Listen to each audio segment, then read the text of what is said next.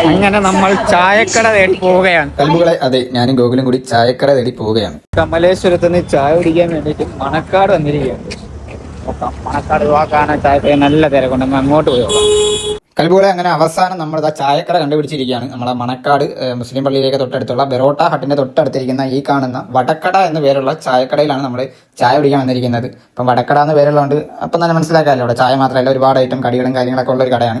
So അത് അവിടുത്തെ കടിയും കാര്യങ്ങളും അവിടുത്തെ മെനുവും കാര്യങ്ങളൊക്കെ ഒരു അടിപൊളിയായിട്ട് സെറ്റ് ചെയ്തിട്ടുണ്ട്. ചായക്കട കാണാൻ നല്ല വൈബാണ്. അതുപോലെ തന്നെ ചായക്കടയിൽ നല്ല തിരക്കുണ്ട്. പിന്നെ വില പട്ടികകളും കാര്യങ്ങളും എല്ലാം അവരിങ്ങനെ വലിയൊരു ബോർഡിൽ തന്നെ കൊടുത്തിട്ടുണ്ട്. അതൊക്കെ കാണാൻ നല്ല രസമാണ്. നമ്മളിത് ആ ചായ കുറേ നേരം കൊണ്ട് പറഞ്ഞിട്ട് കുറച്ച് കഴിഞ്ഞപ്പോൾ നമുക്ക് ചായ കിട്ടി. കുറച്ച് സമയം ലേറ്റായി. കാര്യം എന്ന് വെച്ച് കഴിഞ്ഞാൽ അവിടെ അത്രയ്ക്കും തിരക്കുണ്ട്.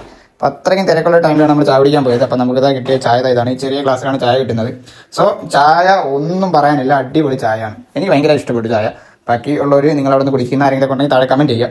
നമ്മൾ ചായയും കുടിച്ച് പിന്നെ അവിടെ നിന്ന് ഈ കാണുന്ന ഒരു വടയും വാങ്ങിച്ച് കഴിച്ചിട്ടുണ്ട്. ഉഴുന്ന വടയാണ് കഴിച്ചത്. വടയൊക്കെ അടിപൊളി സാധനം കേട്ടോ, ഒന്നും പറയാനില്ല.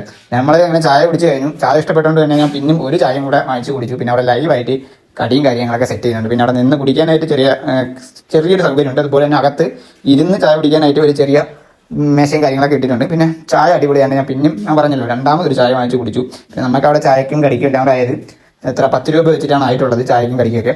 അപ്പോൾ ഇപ്പോഴത്തെ വിവരപ്പട്ടികൾ അനുസരിച്ച് എനിക്കറിയില്ല. ഞാൻ 2 ആഴ്ച മുമ്പാണ് അവിടെ ചായ കുടിച്ചത്. അപ്പോൾ ഇപ്പോഴത്തെ അവിടുത്തെ വിലയും കാര്യങ്ങളൊക്കെ അറിയാന്നുള്ള ആരെങ്കിലും ഉണ്ടെങ്കിൽ താഴെ കമൻറ്റ് ചെയ്യുക. അപ്പം വീഡിയോ ഇത്രയുള്ളൂ. ഇഷ്ടപ്പെട്ടാൽ ഫോളോ ചെയ്യാൻ മറക്കരുത്. Okay, by.